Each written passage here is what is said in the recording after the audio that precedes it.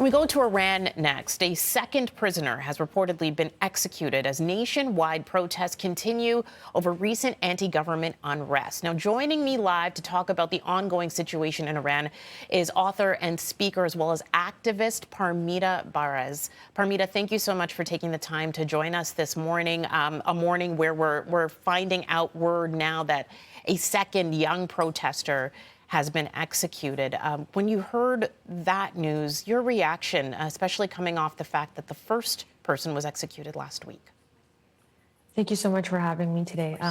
All of us are absolutely sick to our stomachs this morning, not only after hearing, but actually seeing the release footage of 22-year-old Majid Reza Rahnavard being publicly hung.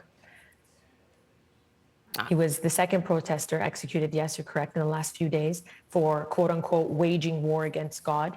No due process, no access to a lawyer, no jury, forced to confess under severe psychological and physical torture. There were photos of his sustained injuries before he was executed. He was sentenced, like many others, in a 10-minute speedy sham trial. And unfortunately, there are 18,000 protesters, including children, being severely tortured as we speak and potentially awaiting a similar fate. And that's the thing as well. There is this concern that the death penalty will be wielded against all 18,000 prospectively, or, just perhaps it may be something that will hit all of these protesters who have been trying to raise awareness as they go against this regime. Is there an end in sight? Because that's one thing. We talk about two people who have been executed now after the death of Mahsa Amini, and it just seems like there is no end to what could potentially be a mass execution of thousands of protesters. And you're right. We've been ringing the alarm for a very long time now. The Islamic Republic sees itself above the rule of law, and it has since its inception. The regime is no stranger to mass executions. In 1988, they extrajudicially executed, it said, anywhere from 5,000 to 30,000 political prisoners, ethnic minorities, dissidents. In 2019 alone, we recall in an internet blackout, in around 5 days, they murdered 1,500 innocent protesters. In the last 3 months alone, this regime has killed 500 people on the streets, including 70 children, not to mention thousands blinded, maimed, raped, kidnapped. And, anyone opposing this leadership essentially is waging war against God, and they've held the Iranian people captive for the last 44 years. The Iranian people, like you said, want an end to this regime. They want life, liberty, democracy, a secular state, the freedom of speech, expression, religion, gender equality that we all so much enjoy.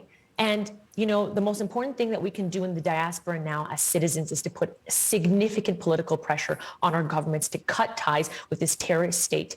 There are petitions, ready-made email templates to send out to politicians and news channels regarding expelling ambassadors, kicking the Islamic Republic off of any sort of international forum, enforcing sanctions, saying no to any negotiation of deals such as the JCPOA, to seize and repurpose assets of the IRGC and their family members who live so comfortably and lavishly on our soil with blood money, and to repurpose those assets to fund victims. Canada has taken, good first steps in sanctioning 10,000 IRGC members, but Canada needs to list the IRGC in its entirety as a terrorist organization. And, in 2018, the House of Commons passed the motion unanimously to list the IRGC as a terrorist organization, yet no action has been taken. And Canada has great influence on its neighboring countries and G7 countries, and we're asking for Canadians to put pressure on other countries to have their embassies shut down, expel their ambassadors, recall their own. And, who's to say that the Islamic Republic won't be knocking on our doors next? They are an international security threat. And they commit war crimes. They supply drones and weapons. They are allies with countries like Russia. They've been funding terrorism for years. Many RGC members and their families, like I said, they live with laundered money on our soil, living off of our resources, threatening Canadians. Not to say when they shot down flight PS 752 and they killed 55 Canadians. It's time to really draw the hard red lines.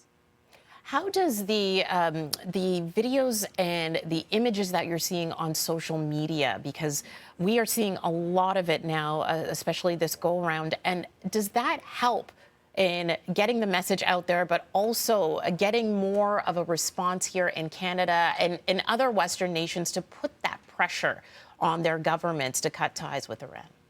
Absolutely. In the last 3 months, we literally have footage of all of these sadistic crimes of this mafia state. And essentially, the Islamic Republic hates being under the watchful eye. And social media has been such a powerful tool, not only to amplify voices, but to spread this footage that Iranians risk their lives to upload. And we need to really be amplifying the voices, the true voices of Iranians inside Iran who are asking for regime change, not any reformists, not anything regarding merely loosening of laws, complete regime change. The people of Iran are fighting for democracy, for human rights, for a secular state. Anything other than that narrative is not a reflection of the Iranian people. What can Canadians do here on our side of the world? I know that the protests, we've seen them here in the GTA yesterday at Yonge Dundas Square and at Queen's Park, as well as just a few weeks ago, a massive protest in Richmond Hill had 50,000 people out there. Does that help? And what else can Canadians do to contribute to raising awareness of this? Absolutely. Everything helps, because what message we're sending to the Islamic Republic is we will not turn our backs. They need to see that we are all banding together. Protesting helps. Calling your politicians help. Posting, tweeting helps. Signing the petitions. And it's because of these things that we have, for example, as of late, a UN fact-finding mission. And hopefully in the next 2 days, there will be a vote to expel the Islamic Republic from the UN Women's Rights Commission. So everything helps. We need to keep our eyes on Iran. All right, Parmida, thank you so much once again for making the time to join us this morning. We really do appreciate it. Thank you. Again, that is Parmida Barez, activist and speaker, as well as an author here, talking about the current situation in Iran.